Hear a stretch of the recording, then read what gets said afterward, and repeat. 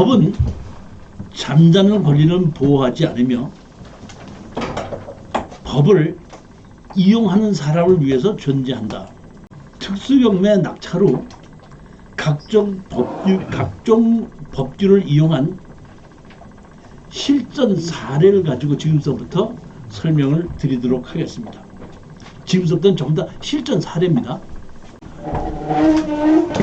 자, 여기 보시게끔 되면은 성북구 도남동에 토지 지분만 2분의 1 지분 매각으로 낙찰을 받았습니다. 이 성북구 도남동입니다. 그래서 낙찰을 받고 난 다음에 건축주를 상대로 철거를 하고 지료 소송을 했습니다. 사실 예전에는 한 10년 전에는 낙찰을 받고 나면은 먼저 가서 주인을 만나고 협상장으로 나오겠느냐고 싶어 가지고 안 나오고 소송을 했는데, 지금은 낙찰을 받으면 소송부터 먼저 해요. 소송을 하게 된 원인은 뭐냐면, 제가 소송을 하지 않습니까? 소송을 하면은 그때서야 이 사람이 자기가 가까운 법무사나 변호사한테 가서 다 상담을 하고, 지금 이 사람에게 협상을 하지 않으면 당신한테 얼만큼 불리한 것이 결정된다는 걸 알게 되므로 협상장에 갔을 때 내가 조금 높게 협상 가격을 내도 빨리 협상이 되고, 그렇지 않고 그걸 모를 때는 뭐 내가 협상을 안 해도 네가 어떻게 할 건데 하고 가격을 낮춰서 협상을 하려고 하거든요. 그래서 지금은 제가 낙찰 받으면 제일 먼저 뭐부터 하냐면 소송부터 먼저 합니다. 그래놓고 협상하러 갑니다. 근데 문제는 뭐냐면은 이렇게 해서 철거와 지료 소송을 했는데 무변론이 무변론. 단독주택이 있는데 매각지역입니다. 건축물 과정도 다 있습니다. 이렇게 2종 일반 주거지역인데 이 땅입니다. 여기 보면 이 땅을 이제 보면 했죠? 주문했죠? 뭐 했죠? 변론 전결했죠? 무변론 했죠? 무변론 해갖고 쉽게 얘기해서 제가 지금은 대부분이 판사님들이 상대편이 나오지 않아도 지료 감정을 하라고 얘기해요. 근데 제가 10년 전에 했을 때는 제가 그러니까 경매로 진행되면 감정가가 나오지 않습니까? 감정가의 연 12%, 그러니까 월 1%로 해갖고 지료 청구를 합니다. 그러면 상대편이 응대를 하게끔 되면은 지료 감정하라고 그래요. 근데 상대편이 나오지 않지 않습니까? 그러면 그냥 내가 원하는 대로 그대로 판결을 내려줘요. 그러니까 내가 여기 보면 얼마 1122만 원 내놓으라고 했죠. 1122만 원 내라고 그대로 판결 내준 거예요. 왜? 나오지도 않았으니까. 자, 그러면 이 사람이 그러면 내가 이제 어떻게 할 건데, 나도 그 집 나가면 그만이지. 한 1년에서 1년 반 기다렸거든요. 그러니까 한 소송 비용까지 한 2천만 원 됐죠. 그러면 이거는 이 건물뿐만이 아니라 그 건물, 내 땅을 사는 건물 주인과 나와 채권 채무 관계가 된 겁니다. 그러니까 나는 그 사람의 아파트를 있는 거를 조사를 해갖고 그 사람 아파트를 경매를 치는데 돈 내놔야 돼, 안 내놔야 돼? 그때서야 가서 뭐 집도 드리겠습니다. 그 자기 집이 되고 그냥 다 드리겠습니다. 못 드리겠습니다 하는데, 이게 무변론. 왜 답변을 안 한다 이런 겁니다. 근데 지금은 10년 전에는 무변론이면 그냥 내가 청구했던 거 연 12% 청구, 지료를 청구해서 그대로 판결을 내줬는데, 요 한 6, 7년 전서부터는 상대편이 나오지 않아도 지료 감정 신청하십시오 그래요. 지금은. 그리고 지료 감정에 의해서 상대편이 무변론을 하더라도 그 지료를 주라는 것을 지료 감정에서 주라고 얘기합니다. 안 하면 이렇게 대체 집행을 할 수도 있다는 얘기입니다. 집행문, 대체 집행할 수도 있습니다. 건축물 관리사 이렇게 있었던 물건입니다. 제가 제일 먼저 얘기하는 것은 법을 소송을 했으면은 무변론 하시는 분들은 여러분들은 절대 하지 말아라 이런 얘기입니다. 누구든지 알아보고 법무사나 누구를 통해서 답변을 해서 자기의 권리를 찾도록 해야지, 그 건물에 대해서 뭐 내가 그냥 나가면 그만 아니냐, 이런 식의 응대는 잘못됐다 이런 얘기입니다. 자, 지금서부터는 지분연매 실전 사례입니다. 2018 3840이죠. 이게 언제죠? 낙찰 받은 게 2019년도죠. 그럼 지금서부터 몇 년 전이? 한 6년 전이죠. 이제 우리 제가 부산에서 강의할 때 그 부산에서 있는 분이 이제 경매를 전문으로 하시는 분인데 저한테 특수 경매를 강의를 들으면서 그분이 입찰에 들어갔던 겁니다. 감정 가격이 얼마죠? 3,800이죠. 1,800까지 떨어졌죠. 근데 얼마에 낙찰 받았죠? 3천만 원에 낙찰 받았죠. 쉽게 해서 질렀습니다. 쉽게 해서 질른 거예요. 그렇죠? 그럼 제가 뭐라 그랬죠? 지르지 말라 그러죠. 근데 이 사람이 지르지 말라 그랬는데도 질렀단 말이에요. 왜? 자, 여기 보십시오. 여기 이렇게 보시면 여기 있는 건물 지배죠. 옛날 물건 항아리 해가지고 여기 뭐냐면 고 물건을 놓고 파는 곳이죠. 이렇게 고 물건을 파는 것이죠. 근데 자 보십시오. 여기 보시게끔 되면은 이 성문 이렇게 됐죠. 이 성문 요에 42분의 14가 경매가 나왔는데 실질적으로 거주하는 사람이 이 사람이 여기서 고미술품을 놓고 장사를 하고 있거든요. 여기에 청구 금액이 제가 알고 있기로는 한 몇백만 원 안 됩니다. 이게 지금 나오지도 않았는데. 그러니까 이 사람은 보면은 어차피 잔금을 안 낼 건데 질르거나 말거나 뭔 상관이 있느냐 이거예요. 잔금 안 낼 건데. 그렇잖아요. 질른다는 얘기는 잔금을 내는 경우를 예정해서 질르지 말라는 얘기인데 잔금을 안 내는데 뭐 1억 쓰면 어때요? 상관없잖아요. 그러니까 이 사람은 질러버린 거. 왜? 이것은 틀림없이 이 사람이 취하를 시킬 수밖에 없다. 그렇다면 내가 질른다고 해도 질른 가격 갖고 잔금을 낼 일이 없으니까 질러보자. 쉽게 해서 제가 지금도 추천 물건을 강의하는데 제가 권리 분석을 해보면 90% 이상 취하될 물건이 있어요. 이건 취하될 수밖에.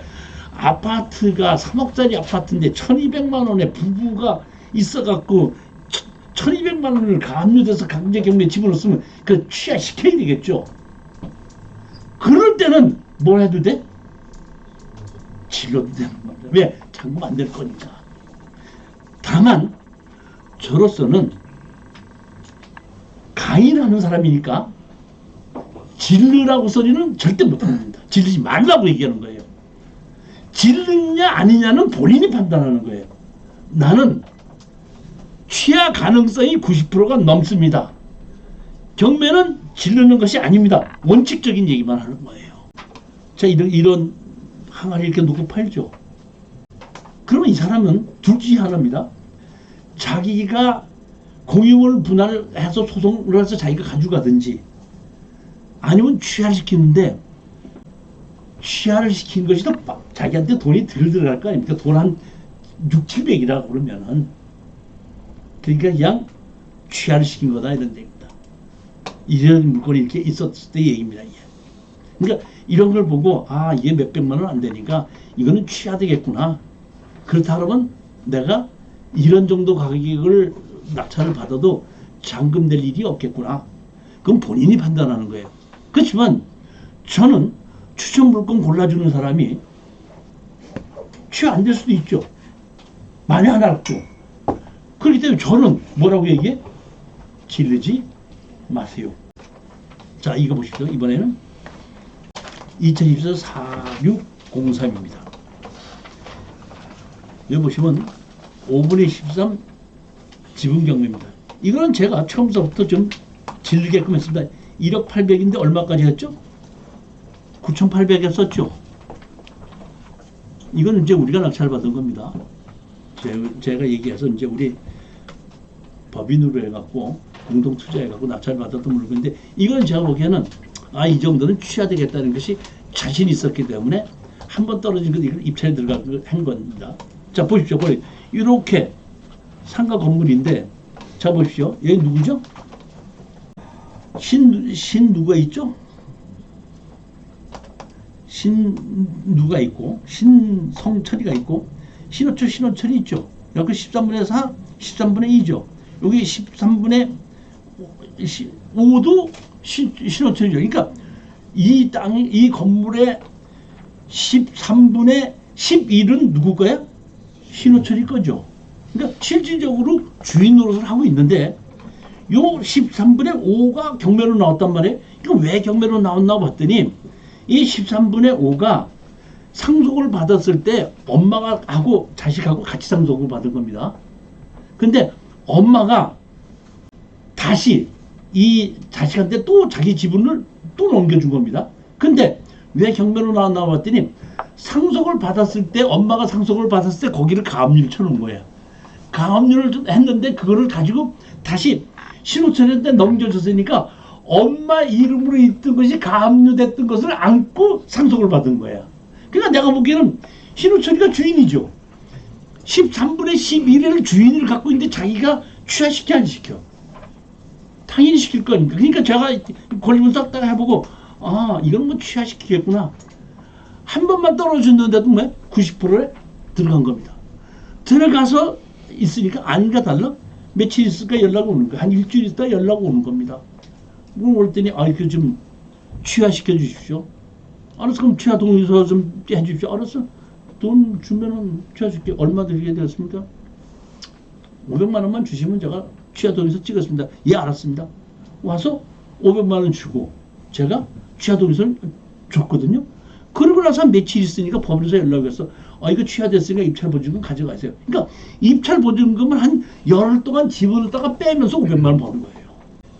제일 먼저 여러분들이 특수경매에 입문하시려면 이거부터 알아야 되는 겁니다. 이거는 취하가 99% 경매 취하 동의서 이렇게 내가 해줬던 겁니다.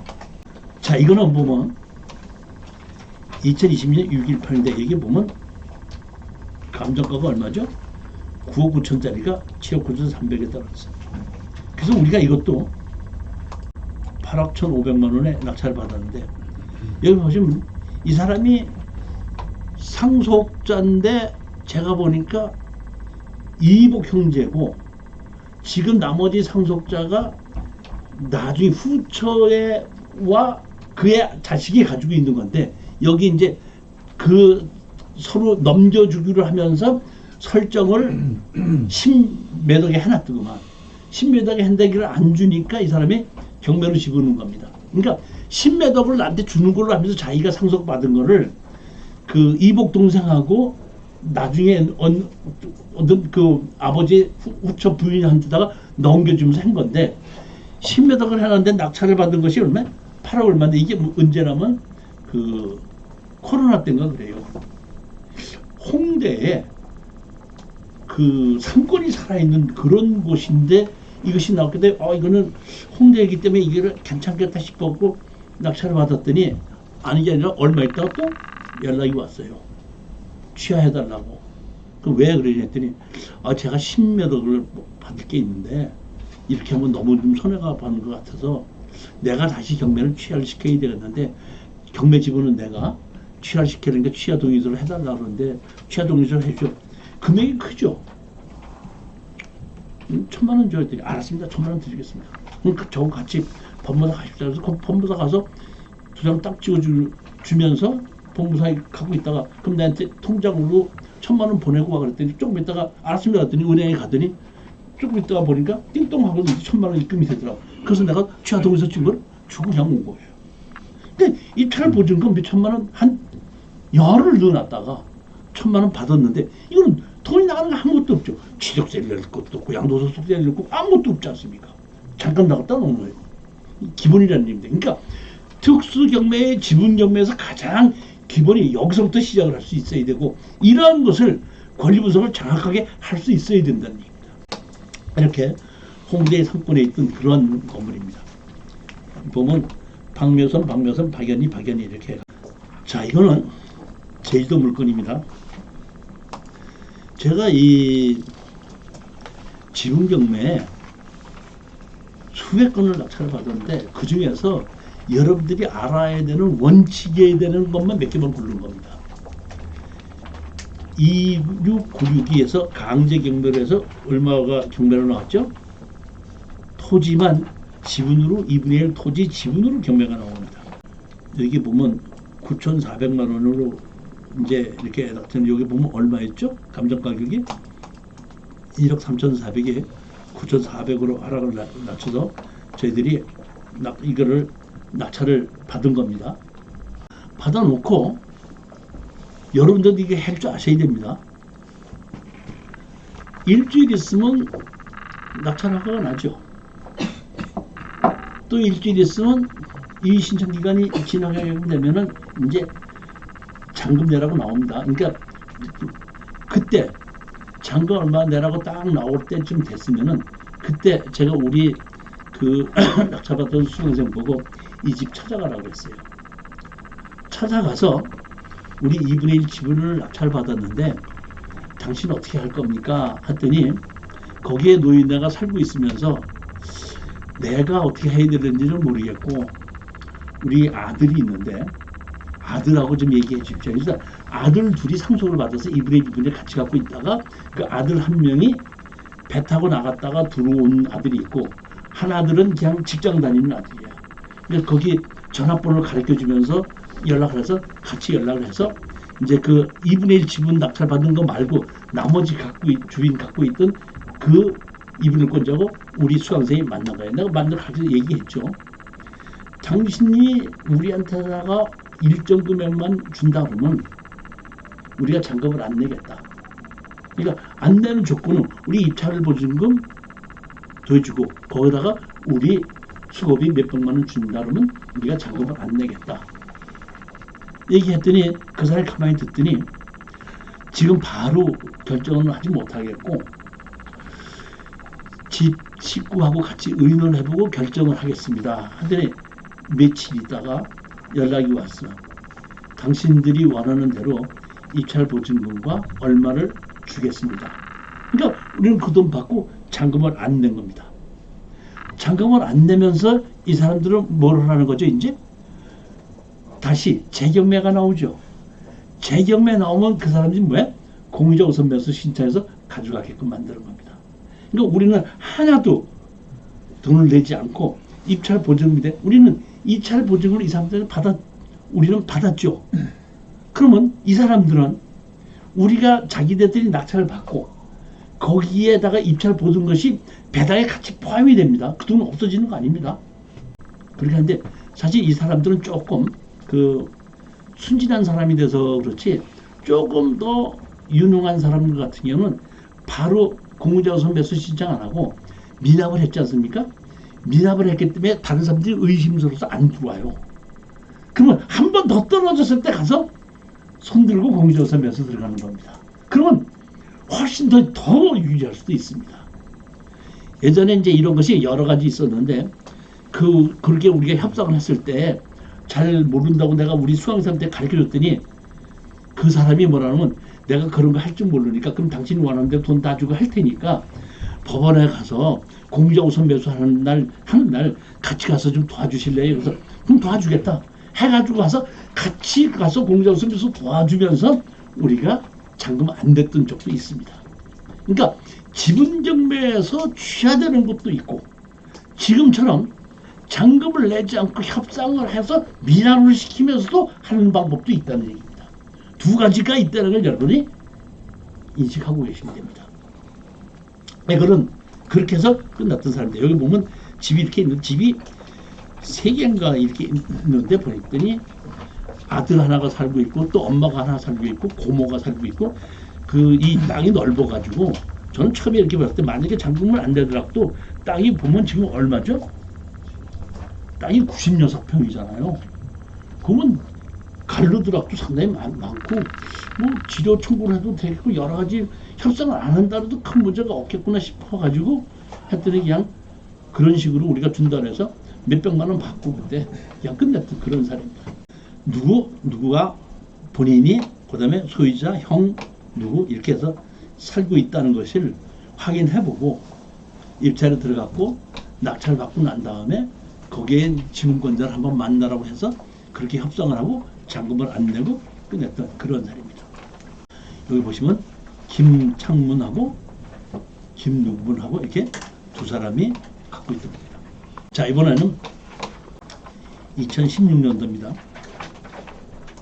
2010년 예고 8.2 해갖고 여기 보면 토지, 건물, 지분 매각 이렇게 했는데 이거는 제가 울산에 갔을 때에 특수매 이게 시작할 텐데 이게 언제죠? 보면 2017년도죠. 2017년도면 지금부터 한 8년 전인가요? 사실 이 정도의 8년 전, 7년 전, 8년 전에는 건물 매각 제외나 지분은 다른 사람들은 쳐다도 보지 않는데요. 그냥 우리 수강생들만 들어가서 그냥 낙찰, 단독으로 낙찰을 받을 때 그때예요, 보면. 낙찰을 받으면서 이제 제가 이분한테 낙찰 받은 분한테 얘기했죠. 낙찰 받는데 어떻게 할 겁니까? 하고 물어보러 가라. 근데 물어봤더니 상속을 받긴 받았는데 자기네가 우리 지분을 살 만큼 돈은 없습니다. 없으니까 당신네하고 우리하고 같이 공인중개사에다가 내놓고 같이 팔아가지고 나누십시다. 그럼 그렇게 하겠고 우리도 어떻게 한다? 잔금을 내고 같이 공인중개사한테 이렇게 내놓고 공인중개사가 팔아줘서 등기를 같이 넘겨주면서 분할했던 겁니다. 이런 것 중에서 가장 좋은 게 뭐냐면은 아파트 같은 경우에는 감정가의 한 70%나 75%에 사가지고 현시가에 500만 원만 싸게 내놓고 소송하지 않고 가서 협상해서 다 같이 가서 팔읍시다 하게끔 돼서 오케이 하게끔 되면 한 달도 안 돼서 팔려요. 한 500만 원만 싸게 내놓으면. 그러니까 그런 경우에는 강제경매로 취하되지 않고 임의경매라고 하더라도 아무 걱정하지 마시고 그런 정도 70% 정도만 들어가는 겁니다. 그래서 95%에 팔고 나온다 이렇게 생각하시면 되는 거예요. 그러니까 공유물 분할 소송을 넣지 않고 둘 중에 하나에 보면 자 2분의 1 아파트 지분 매각인데 제일 첫 번째 공유자 우선 매수해서 가져가는 방법 아니면 내 지분을 사는 방법 또 아니면 다 팔아서 나누는 방법이거든요. 그러면 공유자 우선 매수를 해서 가져간다는 얘기는 내 돈 안 들어가는 겁니다. 그냥 법원에만 한번 갔다 온 겁니다. 그러면 나머지 하나는 뭐냐면 내 지분을 사든지 아니면 같이 파는 거 아니에요? 같이 파는데 아파트 같은 경우에 70%에 사갖고 95%에 내놔보세요. 금방 팔리지. 그러니까 전체적인 아파트를 70%에 사는 건 어렵지만은 2분의 1 지분 아파트를 70%에서 75% 사는 건 아주 쉬워요. 이것도 상당히 오래전 얘기입니다. 이때부터 이게 제가 지분 경매를 본격적으로 연구를 시작한 것이 이때 정도부터예요. 아주 좋다는데 이게 얼마인지 보십시오. 여기 보면 2014년도죠. 지금서부터 언제예요? 11년 전입니다. 당진이 땅이 가격이 올라갈 때입니다. 이때는 권리 분석을 해봤더니 자 보십시오. 권리 분석을 해봤더니 사행위 취소를 해가지고 경매가 나왔죠. 사행위 취소. 쉽게 얘기해서 땅 주인이 누구냐면은 여기 보면 누구에서 11분의 7 이 사람이 주인이고 봤더니 인천의 아파트가 상당히 고급 아파트더라고. 사람이 실질적 주인인데 사행위 취소를 해갖고 경매가 나오고 그래서 야 이거는 이 주인이 틀림없이 살 거다. 이게 약 11년 전이기 때문에 저도 지분 경매 그렇게 경험이 많이 없을 텐데 이거는 틀림없이 이렇게 될 것이라고 한 겁니다. 했는데 제가 알 수도 없고 먹었기 때문에 제가 사실은 여기 이거를 낙찰을 받게끔 해서 우리 대구에 있는 수강생인가 누가 낙찰 받았습니다. 그때 와가지고 이제 제가 어떻게 했냐면은 찾아갔어요. 한번 만나려고. 만났는데 없더라고. 없어갖고 제가 종이에다가 11분에 이 낙찰 받은 사람인데 한번 연락을 주십시오 해서 거기다 메모로 써붙여놓고 왔어. 그랬더니 연락이 왔는데 여기 있는 그 실질적으로 주인으로 사는 애가 왔더라고. 그래서 인천에서 만나자 그러더라고. 인천에서 만났죠. 만나서 이거 어떻게 했으면 좋겠냐 물어봤더니 그냥 자기가 이거 마저 사야지 어떻게 하겠냐 그럼 얼마에 팔겠느냐 해가지고 그럼 얼마에 팔겠다 그러면 우리가 얼마에 사겠다 자기가 사겠다 여기서 우리가 적당한 가격에 사게끔 하고, 그때 이게 샀던 사람도 우리 저기 대구에 계신 분인데 대구에서 공인중개사 하시는 분이더라고. 그리고 내가 거기 협상을 할 때 오라 그랬거든. 낙찰 받은 사람은 오라 그래서 같이 갔어요. 같이 갔더니 얼마에 계약서 씁시다 그랬더니 그 자리에서 영수증하고 뭐 쭉이 다 나오더라고. 그래서 어떻게 돼서 이게 다 준비해왔어 했더니, 아이 교수님, 제가 원래 직업이 공인중개사인데요, 공인중개사는 하지만은 이렇게 특수경매나 토지나 좀 알으려고 등록을 했는데 또 마침 이게 교수님 생각이 맞는 것 같아서 저도 한번 투자를 해봤는데 생각대로 딱 됐네요. 그래서 했어요. 그리고 그 자리에서 커피숍에서 그냥 그 계약서 쓰고 돈 받고 그 자리에서 팔고 빠져나왔던 그 사례입니다. 이 상당히 11년 전이기 때문에 저도 경험이 그렇게 많지 않을 때예요. 그러니까 뭐 어떻게 할지도 모르고 이 집에 찾아가서 사람이 없기 때문에 편지로 써놓고 와서 연락처 알아가고 서로 연락했더니 아들하고 연락하면서 아들이 연락을 해갖고 그러면 인천에서 커피숍에서 한번 만나자고 하고 만나가지고 그때 이렇게 해결했던 그러한 사례입니다. 자, 이제 지분에 대한 것은 여러분이 지분이 특별한 걸 취하시키는 게 있고 같이 가서 파는 것이 있고 같이 현물로 파는 것이 있고 내 지분을 다시 팔고 나오는 것도 있고 이렇게 몇 가지가 있어서 주의가 있습니다. 그리고 미납을 해버리고 재경매할 수 있는 방법도 있고. 여러분, 제가 지금 추천 물건을 이렇게 골라주고 할 때 이 지분을 추천할 때 그런 걸 내가 자세히 봐요. 아, 이거는 어차피 공인중개사한테 같이 팔자고 할 확률이 높겠다. 아, 이거는 취하될 확률이 높겠다. 이런 걸 여러 가지 다 보고 추천을 하는 거죠. 땅을 산다, 사장님. 땅을 산다고 그러면 땅을 사고 내가 돈을 주죠. 땅을 사면서 제가 1억을 주고 제 이름으로 등기를 했습니다. 제가 얼마를 줬다고? 1억을 줬죠. 그럼 1억을 줬으면은 나한테 돌아오는 1억을 주고 내가 땅을 샀는데 나는 1억을 준 그 가치가 뭘로 돌려받는 겁니까? 뭘로 돌려받는 거죠? 뭘 받는 거죠? 다른 게 아니라 그 땅을 지상에 내가 사용할 수 있는 권리를 1억 주고 산 거예요. 뭘 준 거예요? 1억 주고 산 겁니다. 따라서 내가 은행에다가 땅을 담보로 해서 돈을 빌려달라고 하면은 그 담보로 해주는 것은 그 땅 자체가 돈이 되는 것이 아니라 땅 위에 사용하는 권리를 은행에서 담보로 잡는 거기 때문에 반드시 나대지에 돈을 담보로 잡고 돈을 빌려줄 때는 뭐라는 게 지상권 설정을 합니다. 가끔 가다 보면 설정을 해놓고 그 다음에 지상권 설정을 하죠. 그렇지 않습니까?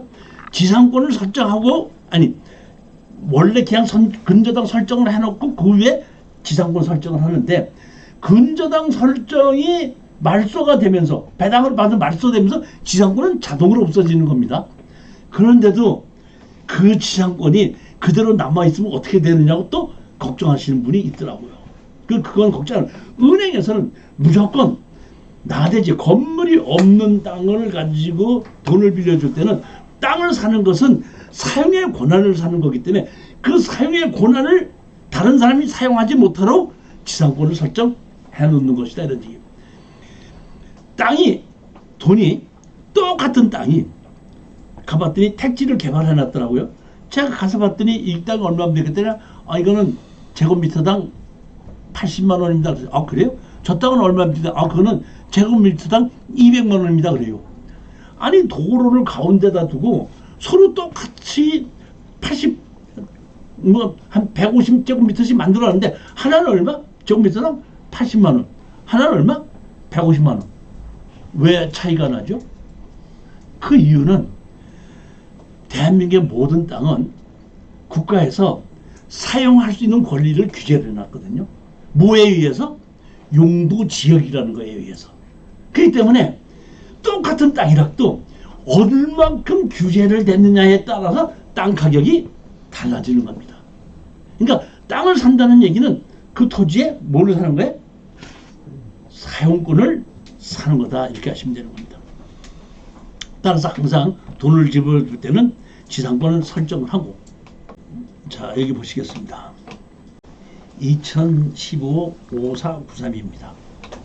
여기 뭐만 나왔어요? 토지만 매각. 몇 평이죠? 87평입니다. 감정 가격이 얼마죠? 9,900이 4,800만 원까지 하락을 했습니다. 그래서 우리 수강생이 6,200만 원의 낙찰을 받았습니다.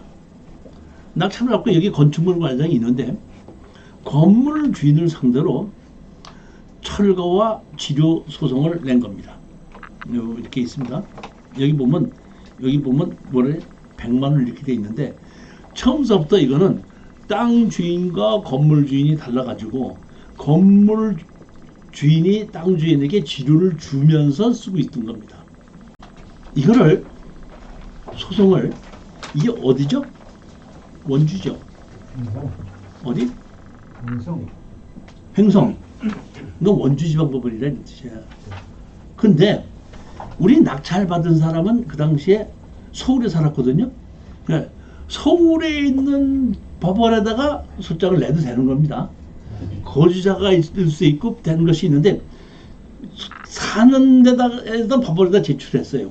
사는 데서 소장이 간 겁니다. 이쪽까지.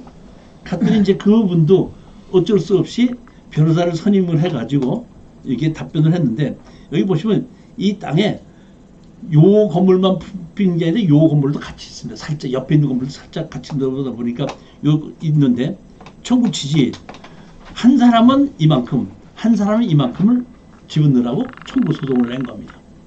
답변서입니다. 이 누구는 사건 토지의 70% 누구누구는 30%를 점유하고 있고 원주 지원으로 이성댐이 상당한 사례됩니다. 다시 말하면 서울에 있는 지방법원에다 우리가 소장을 시작했는데 받아준 겁니다. 받아준 거니까 여기 얘네들은 원주다 보니까 얘네들은 어떻게 된다? 원주에다 이송해달라면 원주도 넘어가요. 그러니까 시작은 내가 거주하고 있는데도 할 수 있다는 뜻입니다. 그러니까 꼭 처음서부터 건물이 있는 쪽으로 갈 필요도 없다는 얘기예요. 했다 해놓고 여기 보면 이 누구는 104만 원, 누구는 64만 원의 의무만 있습니다. 이건 뭐냐면 먼저 땅 주인들하고 그렇게 했다 이런 뜻입니다.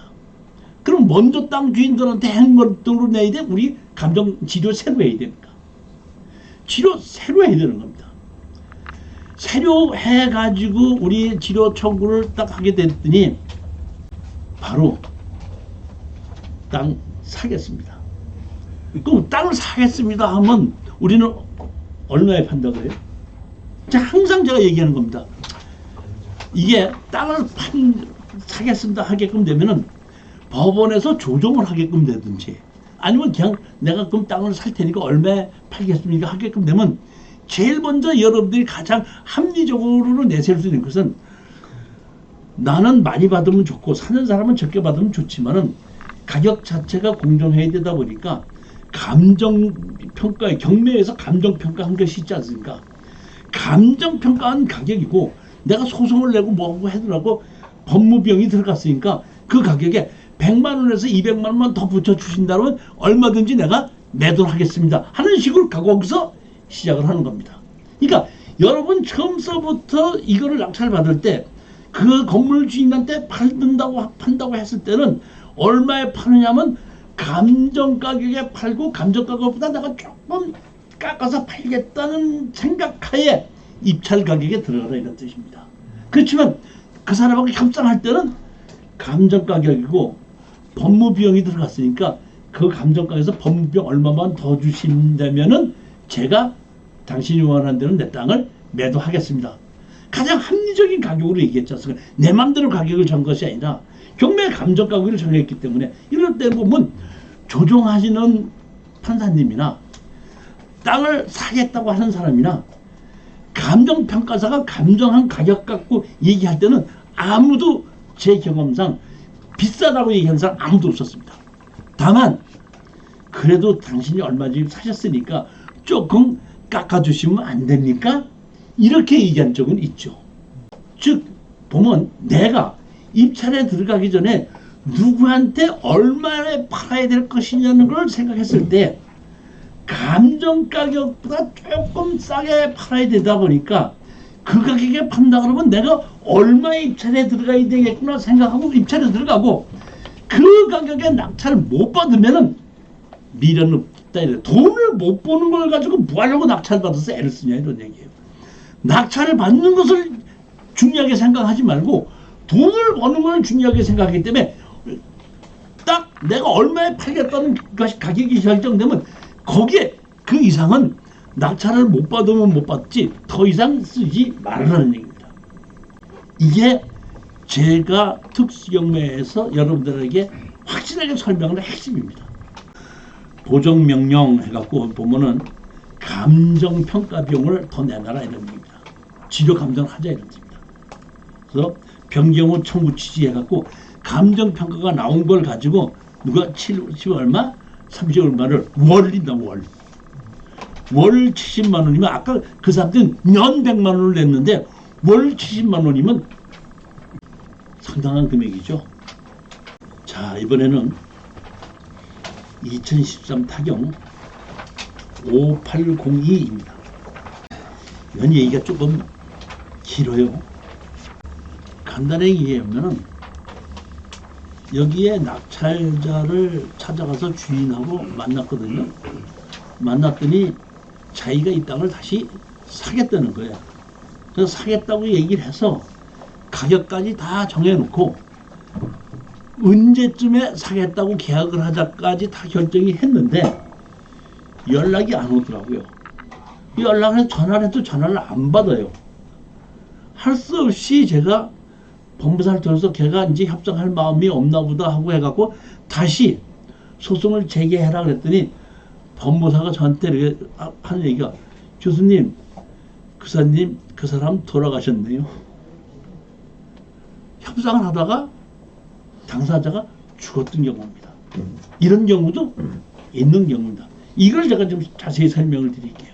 그러다 보니까 이때는 할 수 없이 상속자를 만들어 가지고 상속자를 상대로 다시 소송을 했는데 봤더니 부부가 이혼을 했더라고.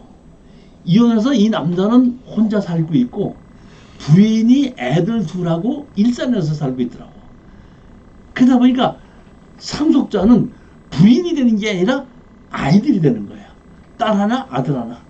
걔네들을 상대로 해서 상속을 시키고 소장을 냈더니 얘네들이 너무 18, 한 19밖에 안 되다 보니까 법원에 출석을 하지 않는 거야.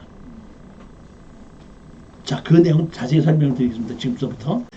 이게 참 제가 이게 언제죠? 보면 2014년도죠. 지금부터 몇 년 전? 이 특수경매 시작한 지 얼마 안 됐을 때예요. 저도 경험이 작다 보니까 이런 것을 실수했는데 제가 권리 분석에서도 실수한 거예요. 제일 실수한 게 뭐냐면 여기에 보면 토지만 매각인데 저는 이것이 법정 기상권이 없다고 생각을 했었어요. 여기에 있는 땅과 요 땅이 같이 경매로 나온 겁니다. 위에 이렇게 집이 있고 이렇게 밭이 같이 있어요. 이 보면 대지 전 대지 된지 다 해갖고 농지 취득 자격증명서 발급받으면서 이런 개인주택이 있는데 제가 가서 봤더니 집이 비어 있더라고요. 법정 상권이 있어도 집이 비어 있죠. 집이 비어 있으면 법정 상권은 우리는 법정 상권에 있는 건물도 철거하고 지료를 달라고 신청하죠. 그럼 상대편이 뭐라고 얘기하죠? 나 법정 상권이 있다고 주장을 하죠. 그럼 판사님이 그러면 지료를 줘라 판단을 내리죠. 자, 그러면은 자기가 살고 있을 때는 지료를 한 달에 10만 원인지 20만 원인지 내면서 거주하고 있는데 빈 집을 내가 법정 상권이 있으니까 지료를 내면서 내가 안 아물고 있을게 할 사람은 없겠죠. 그러다 보니까 법정 상권이 있다고 하더라도 저는 조금 무시한 거고 현장을 가보고 아무도 없다고 할 때는 법정 상권이 있든지 없든지 상관하지 않았던 거예요. 그리고 나는 사람이 없는 줄 알았어요. 여기에 이렇게 창고가 있겠습니다. 이 창고가 사실은 나를 살린 겁니다. 여기 건축물 과정이 있죠? 건축물 과정이 누가 얘기돼 있죠? 지금 누구가 돼 있죠? 이 사람이 보면 원래 땅 주인이에요. 원래 땅 주인인데 상속을 받아서 아들한테 상속을 받은 겁니다. 그리고 이 사람의 부인이 여기에 거주하고 계셨는데 몰랐던 거예요. 그 밖에 사양 소유 제시의 건물이 소지 하나 누구죠? 김승갑 일반 건축물 대상 누가 있다 이런 얘기입니다. 여기 보시면 정누구가 주인이죠. 그래서 나를 보니까 정누구가 주인이기 때문에 큰 문제 생각을 하지 않았는데 나중에 제가 봤더니 여기 보면 강제경매가 들어왔었거든요. 그러니까 이 사람이 빚을 많이 지니까 자기 친한 사람한테다가 명의신태서 이름을 바꿔놓고 취하시켜놓고 바꿔놓은 거야. 그러니까 나는 이 사람이 주인인 줄 알았어요. 그리고 낙찰을 받아놓고 해결하려고 봤더니 사람이 없었는데 그 앞에 갔더니 어떻게 됐냐 해서 그 사람 받았는데 그랬더니 그 주인이 누구가 했더니 거기 90 넘은 모친이 살고 있는데 아주 정정해. 예? 90 먹은 노인네가 살고 있는데 내가 갔을 때는 마을회관에 가서 놀고 있다가 오기 때문에 없는 줄 알았던 거예요.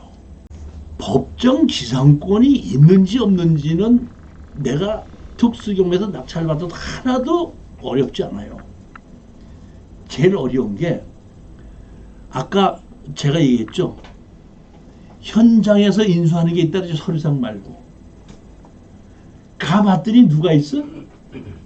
노인네가 있죠. 그러면 내가 건물 낙찰 받았어요? 못 받았어요? 그러면 내가 거기에 살고 있는 거주하고 있는 그 노인네를 나가라고 할 수 있어요? 없어요? 우리가 연립이나 이런 것이 예전에 낙찰을 받았을 때 가격이 많이 떨어지는 거는 언제냐면은 80세 90세들에는 노인네 부부들이 거주하고 있을 때는 우리가 낙찰 받았죠? 안 나가면 인도명령 신청하죠. 그럼 법원에서 나와서 대체 집행하죠. 내보내죠. 내보내는데 80 먹은 90 먹은 노인네가 아파서 들어놓고 있다 그러는데 그 사람이 일당 받고 무슨 일당을 많이 받는다고 그 노인네를 바깥으로 끌어 집어내야겠습니까? 사장님 같으면 끄집어내요? 일당 10만 원 받으면서 그 80, 90 먹은 내 끄집어내요? 못하지. 그냥 가서 보고 노인이 있으면 나 못합니다 하고 집행 부르고 그러면 서류상으로 돈 다 내고 장품 내가 받았지만은 내가 명대로 못하는 겁니다. 제일 조심스러운 게 그런 거거든요. 법정 지상권이 있든지 없든지는 무시했는데 거기에 노인네가 90몇 먹은 노인네가 있다는 걸 깜짝 놀란 겁니다. 그럼 나는 여기 보면 봉순이가 주인인 줄 알았어요. 왔더니 정봉순이가 주인이 아닌 거야. 정봉순이가 어디 있는지 알지 못하고 정봉순이 주인을 찾아갔더니 그 사람 이사 갔다는 거 다른 데 가서 산다는 거야. 알 수 없는 거야. 만나야지 얘기했는데 만날 수가 없는 거예요. 할 수 없이 제가 여기에 마을회관을 갔습니다.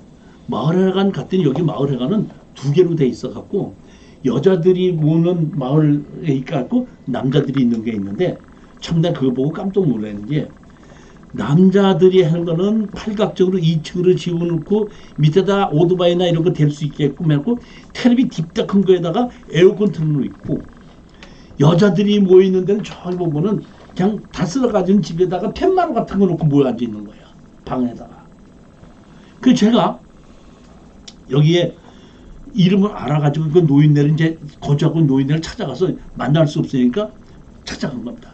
거기 마을에 가서 찾아가 누구냐 했더니 그 노인네가 90 둘이가 셋 있는데 누구?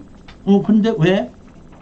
내가 이 땅을 이렇게 낙찰 받았는데 그 아들 누구 좀 만나려고 하는데 뭐라고?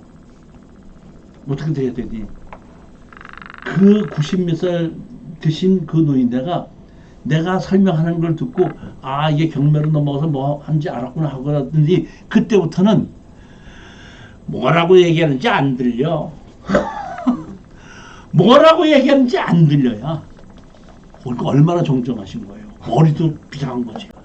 할 수 없이 내가 정봉순이를 찾아야 되기 때문에 그 거주하지 못하고 이제 남자들이 있는데 거기 가갖고 2층에 가서 먹을 걸 좀 사가지고 커피하고 뭐 이런 거 사가지고 가서 인사를 하면서 내가 그때도 내가 실수를 했어요.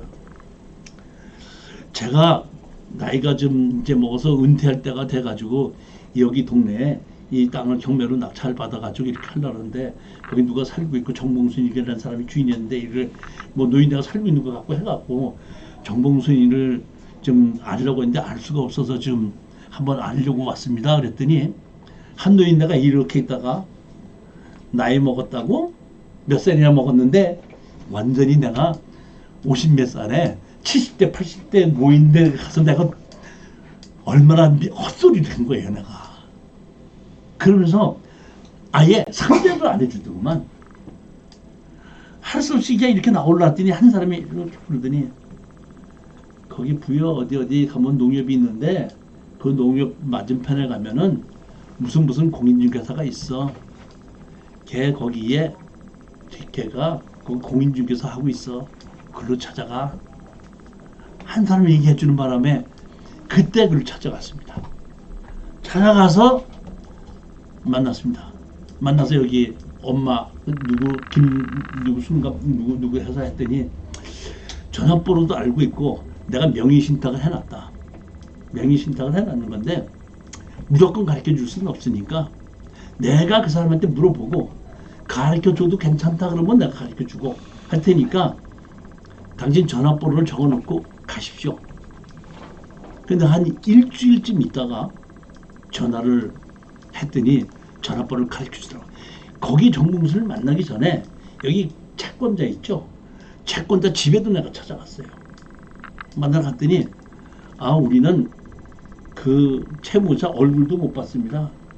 그냥 어디서 그 담보로 잡고 돈 빌려준다고 하면은 얼마 준다고 하길래 전 돈만 준 사람이지 아무도 모릅니다. 그러니까 중간에서 사채 빌려주는 걸 중개하는 사람을 통해서 그 돈전주들이 있기 때문에 그 돈 빌려 쓴 사람은 얼굴 본 적도 없다는 거예요.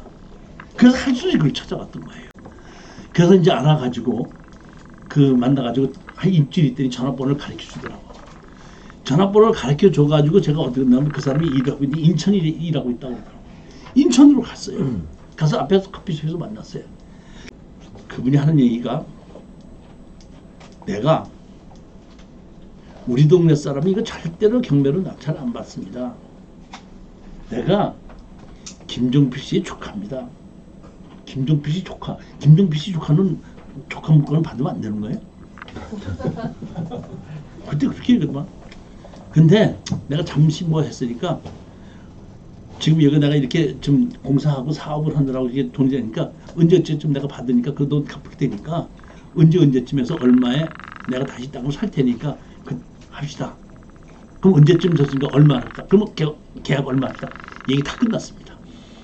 그러니까 이제 얘기 끝나고 한 달 반 정도 지나면 이제 계약하고 돈금 다 주고 등기 다시 넘겨주기로 다 끝난 거예요. 해결하고 왔는데 연락이 안 와서 다시 전화를 했더니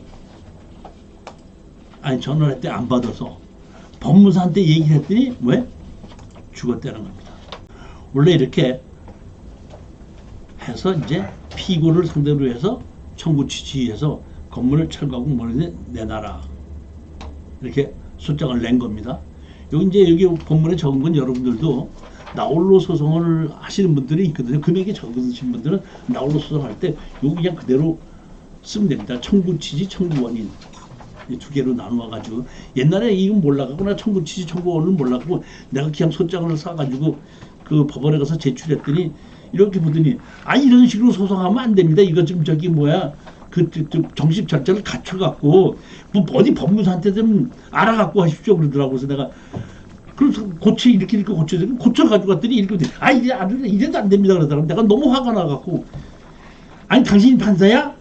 된다고 안 된다고 그래. 그랬더니 알았어 그럼 당신 그래서 받아줄게 해갖고 했는데 소송 진행은 안 됐었어요 그때 보면은. 근데 내가 나중에 쭉 하다 보니까 소송할 때는 청구 취지, 청구 원인 뭐 이런 것이 다 이렇게 소송하는 것 자체가 내용이 기본이 있더구만. 그걸 몰랐었던 때가 있었는데 그렇게 해서 이제 철거하고 뭐 하라고 소송을 낸 겁니다. 갔더니 철거와 지료 소송을 냈는데 상대편이 나오지 않았거든요. 나오지 않으니까 판사님이 뭐냐면 철거하라는 건 지금 판결할 수 있지만은 지료를 내라는 거는 지금 지료를 감정을 해야 되니까 판결할 수가 없습니다. 어떻게 해드릴까요? 먼저 그냥 철거만 먼저 판결해 드릴까요? 그럼 그 허락도 해주십시오 하고 우리 수강생이 얘기했단 말이에요. 그랬더니 철거하라고만 했는데 철거해봐야 돈만 우리가 들어가는 거니까 지료를 받아야 된다 보니까 그럼 지료를 또 하시다 했더니 지료 청구하라고 그래가지고 지료 청구를 했어요. 판결을 받은 겁니다. 이게 원래 부여 간이 그 재판소에서 했는데 뭐 1,000만 원 미만이면 간이 재판소에서 하는 건데 또 지료 감정하고 뭐서 얼마 그러니까 1,000만 원이 넘어가니까 또 뭐야 강경 그쪽으로 또 이송해야 된다 해서 또 이송까지 했습니다. 소송을 했더니 뭐야 죽었다고 그래서 뭐야 소송 수개 신청을 한 겁니다. 네? 자식들한테 뭐야 누구한테 피고 누구 지료 청구했던 겁니다. 이렇게 나오지 않은 겁니다. 나오지 않다 보니까 뭐야 무변론으로 판결이 났는데 지료를 내라고 한 것이 보면 대금이 1,800만 원이나 나오죠.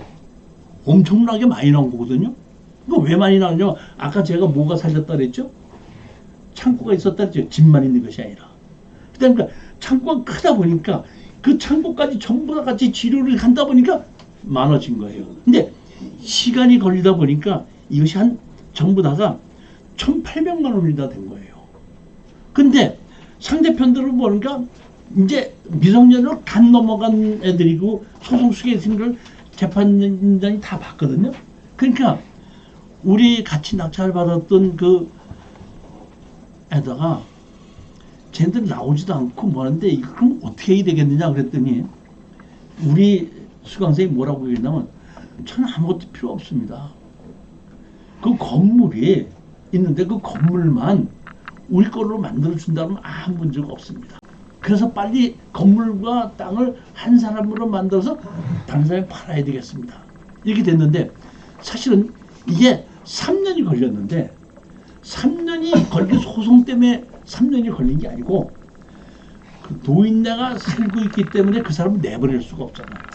그래서 한 2년 정도가 지났을 때 그 노인네가 어떻게 된다고 가봤더니 그 노인네가 그렇게 정정하던 노인네가 아들이 죽고 나니까 한 6개월 만에 치매가 오더만.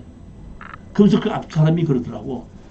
아들이 죽고 난 다음에 바로 몸이 아프더니 요양병원에 갔어 하고 집이 비어 있는 거야. 그러니까 이제 집을 우리가 살 수가 있다 보니까 결정사입니다. 화해 공고 결정입니다. 화해 공고 결정. 피고들은 원고에 대해 각 300만 원씩 부당이익을 청구했음을 확인한다. 피고 한 명당 900만 원. 피고들은 빌지면허 기재 건물 대금 1,800만 원에 매도하고 원고에게 이를 매수한다. 다시 말하면 지료를 받을 것이 3년이나 지나보다 보니까 1,800만 원이 되니까 1,800만 원에 그 건물을 우리가 사는 걸로 하고 거기에 대한 것은 그 채권 채무 관계는 없는 걸로 한다고. 이거는 판사님 직권하에 그렇게 만드는 거예요. 이게 처음이자 마지막이에요.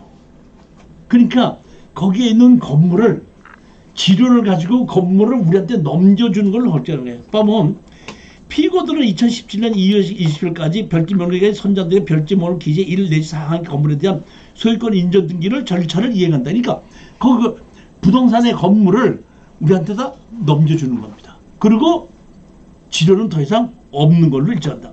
2010년 28일 이후 발주상의 건물에 남겨둔 물건에 관하여서는 피고들이 그 소유권을 포기한 것으로 보고 피고인들은 원고 및 별지 목록 기재 신청자들이 이를 처분하는 것에 대하여 이의가 없다. 그러니까 거기에 할머니가 쓰던 물건이 있는 거를 그럼 어떻게 치우느냐 했더니 그냥 우리가 알아서 치우는 것도 없다. 그러니까 소송 수개인들이 나오지도 않았는데 판사님이 이 조정사항을 이렇게 만들어 놓은 거예요. 그래가지고 이거를 다 결정이 돼가지고 넘겨받은 겁니다. 이제 넘겨받았는데 내가 이 건물을 등기부등본을 우리한테 넘길 수가 있는데 넘기면 또 돈이 들어가지 않습니까? 이게 한 3년이 지나가다 보니까 투자했던 사람들, 수강생들도 지친 거야. 나는 죽기 살기로 이걸 해결해 주는 걸 쫓아다니고 투자한 사람들은 네가 막 추천했잖아. 그래서 내가 투자했는데 빨리 해결 안 되잖아. 이것만 하다 보니까 나로서는 죽기 살기로 하다 보니까 또 돈 내놔 갖고 등기 이전하라고 못 하겠더라고. 일단은 서류상으로 판결을 받았으니까 내가 공인중개사한테 얘기를 했죠. 이렇게 해서 이 건물 우리가 돼서 팔게 해달라고 했더니 건물까지 다 했으면 팔겠다 해갖고 바로 샀습니다. 이제 가서 넘겨줬어요. 넘겨주고 난 다음에 한 달 있다가 공인중개사한테 연락이 왔어요. 뭐라고 왔냐 했더니 내가 할머니의 양아들인데 왜 우리 할머니 집을 니네들이 쓰고 거기에 있는 건물을 니네들이 마음대로 했느냐. 그래서 니네들 할머니 쓰고 있는 건물을 돈을 내놔라. 이렇게 얘기가 온 거예요. 그래서 내가 그 즉시 우리 판결문 받은 이걸 갖다가 공인중개사한테 전해주고 오케이 우린 1,800만 원 받을 게 있으니까 1,800만 원 다 주면 건물 돈 나한테 줄 테니까 네가 건물 쓰고 1,800만 원 내놔 해갖고 판결문을 보여줬더니 그 양아들이라고 했던 사람이 그 판결문 보자마자 없어진 겁니다. 우리가 이렇게 다 쓰러져 가는 집도 쓰러져 가고 있을 때는 아무도 없다가 새로 건물을 지려고 철거하고 나면은 어디선가 누군가 나타나서 그 집이 누구누구 건데 왜 허물었어 내놔 하신 분들이 절대 조심해야 되는 것 중에 하나입니다. 이렇게 소송을 하다가 중간에 돌아가시는 분도 있을 수 있고 이렇게 된 경우에는 소송 수개 신청을 해서 진행해야 된다는 것을 여러분이 아셔야 되는 겁니다.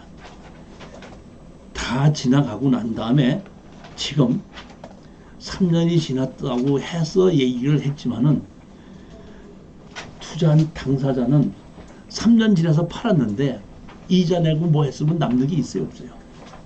그럴 수 있었다는 겁니다. 저도 이거를 했을 때는 경험이 부족했기 때문에 이런 거를 정확하게 판단하지 않고 추천을 했을 수도 있지만 지금은 명의신탁 했던 건지 어떻게 해서 경매를 나온 건지 누가 점유하고 있는 건지 전부 다 조사해보고 제가 조금이라도 의심되는 게 있으면 추천 안 하면 되는 거예요. 내가 억지로 추천하려고 애쓸 필요가 없잖아요. 왜? 낙찰 받아서 여러분들이 낙찰 받았다고 저한테 컨설팅 비용을 저한테 주는 조건이라면은 낙찰 받게끔 하고 야 가서 질러 해야 되지만 저는 그런 거 없습니다. 낙찰 받든지 못든지 저하고 금전관계가 없어요. 따라서 여러분들이 낙찰 받고 나도 저하고 돈 주고 받는 것이 없기 때문에 언제든지 마음 놓게 물어볼 수가 있고 저도 편안하게 질르지 말고 돈 되는 거 확실한 것만 입찰에 들어가게끔 하라고 지금 한 특수경매를 한 10년 넘어서 한 11, 2년 정도만 특수경매를 지금 추천하고 있고 많은 것을 경험하다 보니까 조금이라도 문제가 생길 만하다는 생각이 들 때는 추천을 안 하고 있는 것이 지금 사실입니다. 제가 생각해 보면 이런 원칙적인 내용을 한 10여 년 전에만 알았어도 이 경매로 상당한 그 돈을 벌었을 것 같은데 벌기도 많이 벌었을 수도 있지만은 경험이 부족하다 보니까 실패한 것도 꽤 있어요. 제가 실패한 걸 얘기를 안 해서 그렇죠. 이제 앞으로는 이제 시간이 남은 제가 실패했던 사례만 가지고도 설명을 드릴 수가 있어요. 이렇게 판사님이 결정 이유를 적었습니다. 이 사건 토지의 부당이득금 2014년 이사부터 약 3년간 1,800만 원으로 산정하고 계산의 편의상 이 사건 건물을 1,800만 원의 원고 및 선정자들이 매수하는 것으로 위 매매대금 채권과 부당이득금 채권을 상기함으로써 피고인들이 실제로 지급할 돈은 없는 것으로 정함. 원고가 이 사건 건물에 대한 철거 집행이 가능한 집행 원원을 논산 지원에 갖고 있으나 이 사건 건물이 효율 가치가 남아 있다면 이를 사용하는 것이 경제적이고 원고도 이를 원하고 있으며 피고들 입장에서도 어차피 철거 대상이 되는 건물에 대하여 원고에게 소유권을 이전하면서 철거 판정의 이행도 면하면서 부당이득금이 지금까지 면제받게 되는 셈이므로 불이익한 점이 없다고 판단돼. 이렇게 해서 이 뭐야? 판사님이 이런 식으로 정했다 했는데 제가 그 위에 아무리 지료를 가지고 이렇게 했어도 이런 식으로 판결 내려주는 분은 판사님이 이분 한 분이었어요. 제가 한 번 언제 가서 이제 지료하고 뭐 많이 나오기 때문에 그 건물을 우리한테 이렇게 넘겨주는 걸로 이렇게 조정하시면 안 되겠습니까? 했더니 그런 건 안 되는 겁니다. 하지 마십시오. 이렇게 얘기한 것이 있습니다. 그러니까 결국에 가서는 뭘 해야 되냐면 이거는 제가 경험이 부족했기 때문에 그랬는데 그렇지 않고 지금은 그렇게 하지 않고 이 건물을 건축물 관장이 있죠. 근데 뭐가 없죠? 등기부등본이 없죠. 그러니까 내가 채권자로서 강제 기입 등기라는 거야. 뭘 해서? 소득 상속을 시키면서. 그러면 상속자 이름으로 건축물 관리자가 바뀌면서 건물 등기부등본이 생기죠. 그러면 그 내가 채권을 1,800이라는 채권을 가지고 건물만 같이 다시 경매를 집어넣는 겁니다. 다시 집어넣어서 1,800만 원고 낙찰을 받으면 상계되는 거예요. 그러니까 지금 이때는 제가 잘 몰랐기 때문에 판사님한테 그렇게 얘기했는데 지금은 우리에게 협상이 안 될 땐 우리 수강자한테 그런 식으로 얘기하게끔 돼서 그거를 지료를 갖고 그 건물을 다시 경매를 집어넣어서 그걸로 낙찰을 받아라. 이렇게 해서 지금 처리를 그렇게 하고 있습니다. 이때는 특수경매 경험이 부족했을 때 얘기예요. 이런 경우가 있더라고요. 제가 이렇게 특수경매 특강을 하고 뭐 한다고 이제 발표했지 않습니까? 뭐 어떤 분이 이종실이 특수경매 강의한다는데 같이 듣자 했더니 아이 그 교수님 강의 내가 예전에 많이 들었어. 책도 내가 샀고 한 7, 8년 전에 강의 들었고 나서 그분 강의하는 거 다 알아. 7, 8년 전에 이종실이의 실력과 지금의 이종실이 실력이 같아요? 7, 8년 전의 실력과 지금 실력이 같으냐고요. 그러니까 7, 8년 전에 강의했던 실력과 지금의 실력이 같으냐 이런 얘기예요. 그만큼 지나면서 저도 더 배운 건데 뭘로 배웠냐면 실전으로 배운 거예요. 경험으로. 그러면 제가 아무리 돈이 많은 사람도 경매를 열심히 한다는 사람도 수백 개를 어떻게 낙찰을 받아봐요. 그런 경험을 어떻게 가지고 올 수 있냐는 얘기예요. 그것은 다른 게 아닙니다. 여러분들에게 추천 물건을 해주고 컨설팅 비용을 받지 않고 제가 지원을 해주다 보니까 그런 여러분들이 낙찰을 받은 게 전부 다 내 경험이 되는 겁니다. 그러다 보니까 제가 수백 개의 낙찰을 받았던 경험이 생긴 거예요. 핵심은 그겁니다. 자, 이거 하나만 더 마저 보시겠습니다. 2024 629원 이사가 아닌데 2014입니다. 이것도 10년 전이죠. 토지만 매각입니다. 여기 보시면 감정 가격이 5,100만 원인데 3,200만 원까지 하라고 했습니다. 이때도 2015년이다 보니까 이제 특수 경매로 해서 낙찰 받으면서 돈을 조금 벌면서 이것이 돈이 되는 부분하는 거를 조금 느끼기 시작했을 때 이게 또 나왔기 때문에 낙찰을 받은 겁니다. 낙찰을 받고 우리 낙찰을 받은 수강생하고 현장을 같이 갔습니다. 현장을 갔더니 여기 건축물 관장이 있습니다. 건축물 관장이 있는데 건축물 관리장과 땅 주인이 다른 겁니다. 그러니까 법정상을 없는 거예요. 이 당시만 해도 법정상권이 있는가 없는가를 상당히 제가 중요하게 생각했었어요. 근데 이제 이후로는 법정상권 한 개도 중요하지 않구나. 실제에서는 법정상권이 중요한 것이 아니라 아무 관계도 없는 사람이 거주하고 있느냐 없느냐가 중요하다. 이런 것을 제가 알았는데 그 당시에 법정상권이 없다 보니까 자신나고 들어갔던 거예요. 가서 우리 낙찰받은 수강생하고 같이 간 겁니다. 가서 저녁에 이제 문 두드리고 들어갔더니 계세요? 그랬더니 이렇게 문 열면서 한 70 정도 되신 남자분이 어떻게 왔어? 아, 예. 여기 저기 뭐 경매로 딱 낙찰받은 사람인데 그랬더니 그렇지. 나도 알고 있었어. 근데 자네들 땅만 받았지? 예. 건물은 내 거야. 근데 뭐 어쩌라고? 대부분 그렇게 생각해요. 그래서 내가 영건이하고 얘기하기 어려우니까 그러지 말고 여기 그 아드님이 있다고 들었는데 아드님 전화번호 좀 가르쳐 주세요. 그랬더니 알았어. 그 저기 자네 전화번호 적어놓고 나면은 내가 전화하라고 그럴게. 그 전화번호를 적어주고 와서 그 아드님이 전화하게끔 해주시오 했더니 전화가 왔더라고. 그 사람이 저기 뭐야 나한테 그러더라고요. 자기가 뭐 정동에서 근무하는 사람이 정동에서 근무한다는 얘기는 그 신문사에서 근무한다는 뜻입니다. 근무하는 사람인데 그거 건물 등기부 등본도 있고 뭐가 건물 아닙니다. 그리고 당신네들 땅만 낙찰 받았는데 건물은 우리 아버지 건데 뭐 어떡하라고 얘기해서 내가 그렇게 하면 안 되고 조금 이제 우리는 땅만 받았기 때문에 그래도 건물 주인하고 문제가 있기 때문에 한번 법률적으로 알아보시고 저하고 협상을 해야 될 텐데 그랬더니 알았어요. 연락이 안 와. 할 수 없이 소송을 한 겁니다. 그러니까 그전에는 무조건 협상을 해서 안 되면 소송을 했고 처음에는 지금은 소송부터 하고 협상으로 들어갑니다. 해보니까 그래요. 소송을 했습니다. 소송을 했더니 날짜가 잡혔잖아요. 날짜가 잡혀서 이제 가서 이제 사건을 기다리고 있는데 원고 누구 나오셨습니까? 예. 피고 누구 나왔습니까? 예. 제가 처음입니다. 이게 이게 14년도 이게 15년 된 게 10년 전이잖아요. 그때 제가 처음으로 판사님이 원고 나왔습니까? 피고 나왔습니까? 예. 이거는 원고와 피고가 건물주가 땅 주인이 달라서 생긴 사건으로 조정에 임하도록 하겠습니다. 몇 월 며칠 날 조정을 할 텐데 몇 월 며칠 날 괜찮습니까? 예. 몇 월 며칠 몇시 괜찮습니까? 예.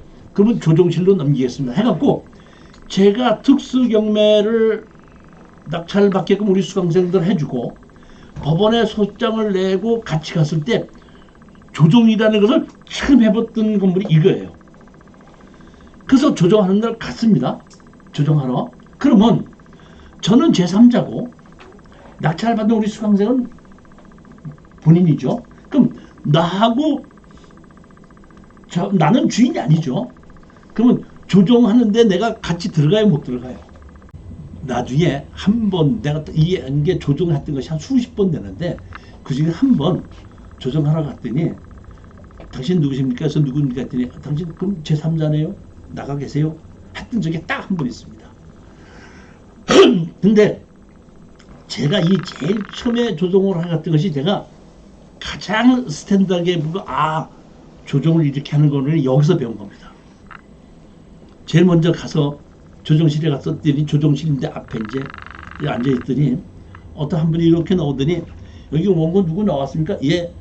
피고 누구 나왔습니까? 예. 그랬더니 그러면 원고하고 피고 들어오십시오. 그래서 피고 원고 피고 들어갔습니다. 그랬더니 이제 판사님이 들어오시고 판사님 판사 위에 있고 그 밑에 조정위원이 있고 이제 원고하고 피고가 서로 맞아 앉은 겁니다. 판사님이 들어오시더니 이게 제일 처음 해본 조정입니다. 이거는 원고와 피고가 건물 주인과 땅 주인이 달라서 생긴 것으로서 제가 오늘 조정을 하게끔 하는데 조정은 땅 주인이 건물을 사게끔 하든지 건물 주인이 땅을 사는 것으로서 조정하려고 합니다. 오늘 조정을 도와주실 조정위원 누구입니다. 그러니까 조정을 판사님이 직접 하는 경우도 있고 조정위원을 두는 경우가 있는데 제가 수십 번을 경험해 봤더니 조정이 아주 드문 경우는 판사님이 직접 하고, 조정이 많은 재판정인 그런 법원에는 조정위원이 따로 있더라고요. 근데 거기는 이제 조정위원이 있으니까 누구누구 하겠습니다. 조정 잘 해주시기 바랍니다. 가서 협조를 하시기 바랍니다고 판사님이 이제 나가시니까 조정위원이 제일 먼저 저한테 이렇게 얘기하더라고요. 저는 조정위원 누구누구입니다. 아까 판사님이 말씀하신 대로 이거는 건물 주인과 땅 주인이 달라서 생긴 것으로서 건물 주인이 땅을 사든지 땅 주인이 건물을 사는 걸로 조정하려고 합니다. 죄송하지만 땅 주인은 잠시만 바깥에서 자리 좀 비켜주십시오. 그래갖고 나를 내보내더라고. 나하고 땅 주인하고. 그 한 20분을 기다렸는데 제가 나중에 생각해 봤더니 그 조정위원이 무슨 얘기를 했냐면, 건물 주인에게 법정상 것도 없고 아무것도 없기 때문에 오늘 땅 주인과 협상을 하지 않으면 당신 돈으로 건물을 철거해야 되고, 당신 돈으로 되고, 소송비용도 당신 돈으로 되고, 경제적인 엄청난 손해가 난다. 그러니까 오늘 당신이 능력만 있다 그러면은 건물 주인으로서 최대한 더 이 집, 좋은 집을 그대로 살리고 유지하려면 땅을 사는 것이 맞습니다. 어떻게 그런 식으로 제가 조정을 도와드리면 되겠습니까? 했더니 이제 그 얘기를 다 들은 건물 주인이, 그렇다면 그 땅을 살 수 있는 경제적 능력은 있으니까 그러면 그런 식으로 조정을 해 주십시오. 알았습니다. 나가 계시고 땅 주인들 들어오라 하십시오. 하고 저는 얘기는 듣지 않았지만 조정을 수십 번 하다 보니까 조정위원이 그런 식으로 하는 거예요. 그래서 그 건물 주인이 나오면서 땅 주인 들어오시래요. 들어갔습니다. 제가 이렇게 봤더니 여기에 건축물 관리장은 있지만은 도로가 없는 맹지의 건물이 있더구만요. 땅 주인으로서 법정상권이 없는 건물을 철거할 수는 있습니다. 이길 수 있습니다. 그렇지만 만약에 철거하고 판결을 하면 철거는 할 수 있지만은 철거하고 나면은 지적법상 도로가 없기 때문에 맹지이기 때문에 당신도 건물을 새로 질 수 없는 땅입니다. 그러니까 웬만만 하시면은 그냥 건물 주인이 땅을 사겠다고 제안을 했으니까 양보를 하시고 땅을 좀 팔도록 하시면 어떻겠습니까? 이렇게 조정을 하더라고요. 자, 보십시오. 여기 보면 이게 도로가 있죠. 노란색이 도로고 이게 우리가 낙찰받은 거니까 지적법상 도로가 없는 겁니다. 여기 보면 이게 현황도로는 있죠. 현황도로인데 지적법상 도로가 없는 겁니다. 자, 그런데 제가 건축법상 도로를 만드는 법을 강의하는 사람이죠. 그렇죠? 그러니까 거기에 대해서는 그 조정위원보다 내가 더 잘합니다. 제가 얘기를 했죠. 조정위원님, 이건 마을 안길로서 건축물 과정이기 때문에 지적법상 도로가 없어도 건축허가를 받는 데는 아무 지장이 없고, 건축허가를 새로 받을 수 있다고 그런다면 공인중개사가 60만 원은 받고 팔아줄 수 있다고 했기 때문에 낙찰받은 겁니다. 이렇게 얘기하니까 조정위원이 말을 못하더라고. 말을 하다가 그 다음에 제가 얘기했죠. 그렇지만 건물 주인이 이 땅을 다시 사겠다고 하면은 건물 주인에게 파는 게 맞죠. 더 하려고 하진 않고 건물 주인이 사겠다면 팔겠습니다. 그러니까 처음서부터 저 목적은 건물 주인에게 팔고 나오자는 것이 목적인 겁니다. 그렇지만 협상을 하기 위해서는 내가 건물 주인에게 팔겠다고 표현하기 때문에 못 팝니다. 안 파는 식으로 얘기를 해야지 협상이 되는 거고 가격이 올라가는 거예요. 그렇게 하면서 그렇다면 제가 건물 주인에게 파는 것은 맞으니까 건물 주인에게 팔겠습니다. 그러십니까? 그러면 팔겠다고 했으니까 건물 주인 들어라고 하십시오. 건물 주인 들어왔어요. 그러니까 이제 조정위원이 얘기합니다. 건물 주인이 땅을 사겠다고 아까 말씀하셨고, 땅 주인도 건물 주인에게 팔겠다는 데까지는 서로 합의가 됐습니다. 그럼 이제 가격을 결정을 해야 되는데, 가격을 토지주 얼마에 매도하실 생각이십니까? 하고 저한테 얘기를 하더라고요. 그때 사실은 제가 생각을 해봤어요. 어떻게 하는 것이 가장 좋겠는가 생각을 했다가, 우리는 땅 건물 주인에게 팔고 빨리 빠져나오는 게 사실 목적이잖아요. 건물 철거하는 게 목적이 아니잖아요. 그러니까 표현은 안 했지만은 우리는 건물 주인한테 팔겠다는 게 약점이 사실 있는 겁니다. 제가 이렇게 얘기를 했죠. 그때 제가 했던 얘기입니다. 건물 주인은 땅을 싸게 사고 싶고, 저는 사실 조금이라도 더 받고 팔고 싶은 게 맞는데, 가격을 내 마음대로 정할 수는 없고 합리적이어야지 된다고 생각하건데, 가장 합리적인 가격이 감정 가격이 합리적인 걸로 보고, 제가 여기 소송을 하기 위해서 측량도 했고 법무사 비용도 썼으니까 그 감정 가격에 한 200만 원만 더 얹혀 주신다면 매도를 한 것으로 하겠습니다 하고 제안을 했습니다. 사실은 이거를 상대편이 좀 좀 더 높게 부른다고 하더라도 자기네들은 응해야 되겠다, 7천만 원 나올까 8천만 원 달라고 그럴까 이런 생각을 했었는데, 감정가액에 200만 원만 더 달라고 했더니 남자가, 그 이제 부부가 같이 왔거든요. 남자가 그 정도라면은 하고 얘기하니까 부인이 탁 치더구만. 저 이제 탁 치더니, 그렇게는 하지만은 조금 좀 깎아주시면 안 되겠습니까? 이 여자가 하시는 얘기죠.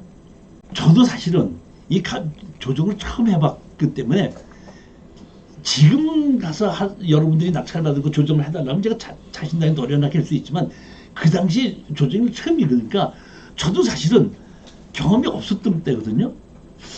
그러다 보니까 조금 깎아달라 그러는데 양보를 해야 되겠거든요. 양보를 해야 되겠는데 어떻게 양보를 할까 하다가 제가 이렇게 얘기했죠.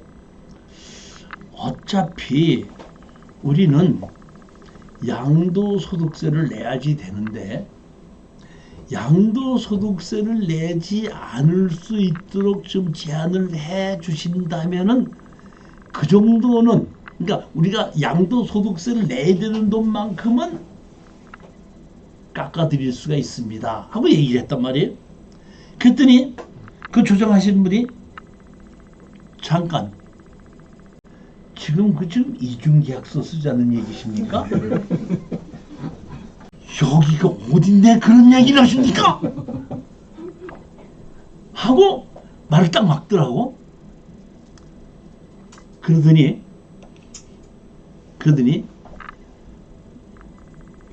협상은 진행시켜야 되잖아요.